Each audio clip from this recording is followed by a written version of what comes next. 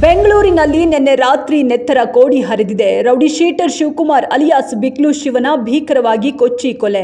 ರೌಡಿಶೀಟರ್ ತಾಯಿ ವಿಜಯಲಕ್ಷ್ಮಿ ದೂರಿನ ಮೇರೆಗೆ ಎಫ್ಐಆರ್. ಜಗದೀಶ್, ವಿಮಲ್, ಕಿರಣ್, ಅನಿಲ್ ಶಾಸಕರ ವಿರುದ್ಧ ಎಫ್ಐಆರ್.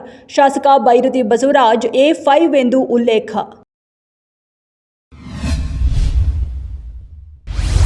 ದೇಶದ ಹಿರಿಯ ನಾಗರಿಕರಿಗೆ ಪ್ರಧಾನಿ ಮೋದಿ ಸರ್ಕಾರದಿಂದ ಸಿಹಿ ಸುದ್ದಿ.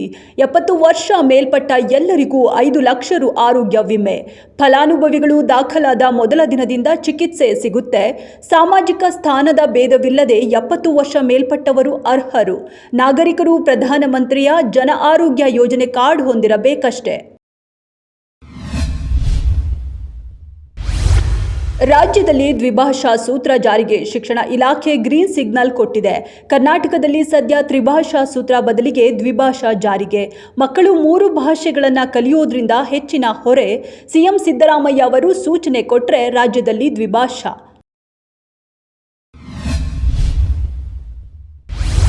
ಬೆಲೆ ಬಾಳುವ ವಸ್ತುಗಳನ್ನು ಕದಿಯಲು ಉದ್ದೇಶದಿಂದ ರಾತ್ರಿ ವೇಳೆ ದೇವಸ್ಥಾನಕ್ಕೆ ನುಗ್ಗಿದ ವ್ಯಕ್ತಿ.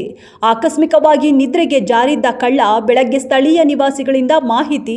ಪೊಲೀಸರು ಸ್ಥಳಕ್ಕೆ ಆಗಮಿಸಿ ಎಚ್ಚರಗೊಳಿಸಿದ್ದಾರೆ.